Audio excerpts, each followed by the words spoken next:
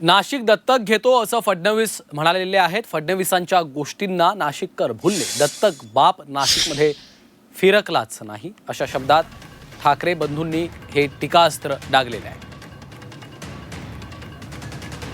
नाशिकमध्ये ठाकरे बंधूंची पहिली संयुक्त सभा पार पडलेली आहे आणि यामध्ये त्यांनी आता देवेंद्र फडणवीसांसह भाजपवर जोरदार निशाणा साधलेला आहे।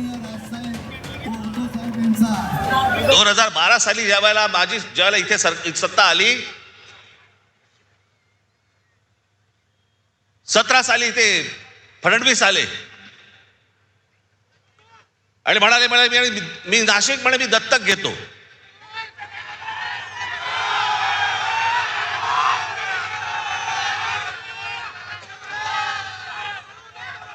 आणि त्या सगळ्या गोष्टींना नाशिककर भुलले आणि आम्ही जी कामं करून ठेवली होती ती सगळे विसरले।